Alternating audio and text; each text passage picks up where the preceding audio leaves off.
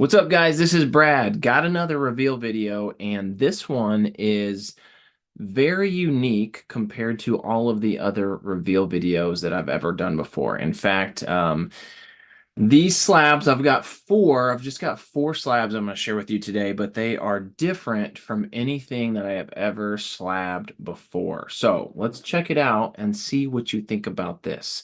And you're already kind of getting a hint right here. What I have done for the first time is something that I have seen done a decent amount online on eBay. It seems to be getting a little more common, and so I figured, you know what, I would try it out for myself. And what that is getting a page graded. Well, I shouldn't say graded because CGC will not grade a page, but they will encapsulate a page. And where you would normally get a grade, they will put PG, which basically stands for page. And so what this is right here is this is Kobe Bryant's first interior appearance in a Sports Illustrated magazine. This was quite a bit before his first cover. So his first cover was in 1998. He was on the cover with Magic Johnson. But this page, this interior page right here, was from May 1996. So this was 2 years before he was ever on the cover. And as you can see, he was in high school. Philadelphia schoolboy Kobe Bryant is headed straight for the NBA, and he's literally standing in the hallway of his high school at Lower Marion High in Philadelphia. And this was 1 month before he was drafted in the NBA draft. I thought this was kind of funny. Look at this. I don't know how well you can see it, but you got a girl over here off to the side who's just like showing a typical teenage angst, and then you got a couple other random just like high school kids walking in the background, and then you got Kobe. Imagine Kobe Bryant just walking your halls like you're going to high school with a dude who's about to get drafted in the NBA in 1 week or in 1 month. That's pretty unique. So yeah, this is just a single page that I got encapsulated. Obviously, many of you know I'm a huge Kobe Bryant fan. Um, I'm not sure how I feel about encapsulating a single page. I've seen it done multiple times with Michael Jordan's first interior mention, which, by the way, was on it was on the 1981 issue that featured Isaiah Thomas on the cover. It's a kind of ironic because Michael Jordan and Isaiah Thomas have a well-known dislike for each other, and Isaiah Thomas's first Sports Illustrated cover also happens to be the first time that Michael Jordan was mentioned on the interior pages of a Sports Illustrated cover. So anyway, I've seen that one slabbed a lot. I've seen Tiger Woods' first interior page slabbed a few times. I saw one with Jack Nicklaus the other day. So some people have started doing it. I think it's interesting, and I just, like I said, I figured I would try it out. So Kobe Bryant is my guy. And if I was going to slab a page, that would be the one. Kobe's first interior mention. Kind of cool. I don't know. So yeah, the backside was a page about Derek Jeter and the New York Yankees, and this was an actual feature story that they did about Kobe Bryant. So yeah, I don't know. Let me know what you think about that. But I've got three more single pages, not of the Kobe Bryant first mention. Um, they're different. Although this one is also Kobe Bryant. This is a very early Kobe Bryant. I would reckon, I don't know for sure, but I would assume this is his second interior mention. This is from 1 month later. This is June 24th, 1996. So 1 month after that first interior mention, 2 days before he was drafted in the NBA to the Charlotte Hornets, and then immediately traded to the Los Angeles Lakers. Um, yeah, schooling Mr. Bryant. I think this one's kind of cool. So it's an article by oh, who is it? Jack McCollum, I think. Yep. And here's what it says. So there's the photo. Once again, he's still in high school. He's holding a book as well as a basketball. Well, actually, I guess technically it's the globe in place of a basketball. It says Kobe Bryant, the Lower Merion, PA phenom who has chosen to bypass college for an NBA career, will probably be a middle to late first round choice in Wednesday's NBA draft. So his economic future seems secure. Yeah, I would say his economic future was secure. Still, we find it admirable that Bryant intends to pursue his undergraduate degree through the internet. So remember, this is 1996. Online classes probably were not too common at the time. It's true, in cyberspace, it is possible to earn credits toward a BA from an accredited college and never lay eyes upon a professor. Yeah, so kind of cool. I don't know if Kobe actually followed through with that or not. I should have looked into it. I should have looked to see if Kobe actually ever did earn a college degree. I don't remember that I've ever heard of him doing that. But he obviously was intending on it and probably started at some point. So yeah, I thought this one was cool too. I mean, is there any value to this? No, I don't think so. But I kind of like these as a display piece. I kind of think these would be cool to display. And that's definitely what I'm going to be doing with these last two. These last two are about as PC as you get. This is by the way, this the back page on this one is freaking awesome. A Shack snack. You got a Shaquille O'Neal advertisement for Burger King. That's freaking cool. But yeah, this is one that is very personal. So look at this. This is awesome. Um, a method mad. Each team in NCAA's measures success differently. And look at this. You got a big photo here of the Southern Illinois Salukis. This is from 2002. And then it says big winners. And you got Creighton, you got Indiana, Kent State, Missouri, and then it says Southern Illinois.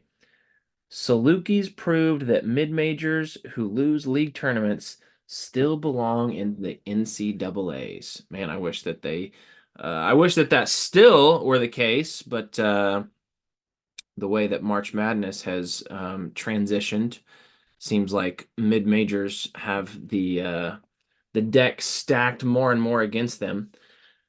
But yeah, so I live 10 minutes away from Southern Illinois University. I'm a huge Saluki basketball fan. This team is one of the big reasons why. Here's what's really cool about this. They did this labeling for me. Look at that right there. Saluki's 2002 Sweet 16 appearance. Now that is awesome. This is going to go in my work office. This is really cool. I mean, I remember I went, I would go watch these teams' games. Um, these are two Saluki Hall of Famers right here. Rolan Roberts, who transferred from Virginia Tech and just played this one season with SIU as their center. Jermaine Dearman, 4-year, good player for the Salukis. Called him Big Game Jermaine. In the first round of this tournament, they beat the Bobby Knight-led Texas Tech Red Raiders. And in the second round, they came back from, I believe, a 19-point deficit to beat number 3 seeded Georgia. And Jermaine Dearman had a monster game, big game Jermaine. And then in the Sweet 16, they lost, I believe, by 9 points to UConn. I think they were a 1 seed, and that UConn team had Emeka Okafor and Ben Gordon, both as freshmen. So yeah, Salukis, this is freaking cool. This is a major personal collection item, and I'm putting this straight up on display. Um, so, and I got to thinking about it, what's the point of encapsulating a single page versus maybe just putting it in a frame? I don't know. I kind of like the preservation aspect of it. I feel like I've seen a lot of magazine pages framed, and if for whatever reason you need to transfer it to a different frame at some point, um, it just seems like that page can get damaged. I love, love, love the labeling that they gave for me. Salukis 2002 Sweet 16 appearance. That just kind of makes it cool. And then, the CGC label, it matches all my other graded magazines if I want to display it next to those. So, I don't know. Maybe some people, for some people, there really would be no reason to do this, but obviously I'm big into CGC graded magazines, and I thought that it would look really cool to display in this slab, and that's what I've done. So there we go. All right, and I got one more single page that I slabbed, and this one's right along the same lines as the last one. So probably not as exciting to some people, but it is for me. And this is another Southern Illinois Salukis page right here. So this was in the leading off. So first off, this is from 2007, and they gave me really cool labeling again. SIU Salukis 2007 Sweet 16 team. So they went to the Sweet 16 in 02 and 07. This image is from Hinkle Fieldhouse, legendary, historic Hinkle Fieldhouse, home of Butler. And it says, I'm trying to see if I can get a little bit like less glare on there. It's not working very well, but I'll just read it to you. Butler didn't do it. A 22-game home winning streak ended for Butler last Saturday when Jamal Tatum and Southern Illinois beat the Bulldogs 68-64 at Hinkle Fieldhouse in Indianapolis. The Salukis, whose physical defense throttled Butler, moved up 3 spots to number 13 in the AP top 25. This was my senior year of high school. Once again, I was a massive Saluki basketball fan. I went and saw every home game of this team. That's a Saluki Hall of Famer Jamal Tatum there with the ball. He was the conference player of the year that season. Back here is Bryan Mullins. He was our 4-year starter at point guard and also was recently the head coach of the Salukis basketball for 5 seasons. So this is amazing. Hinkle Fieldhouse, like I said, legendary venue. So I am stoked to display these two SIU Salukis appearances. To my knowledge, these are the only 2 times that SIU appeared on the inside of Sports Illustrated during that time period. I'm sure there probably were a couple more because they made 6 straight NCAA tournaments from 02 to 07.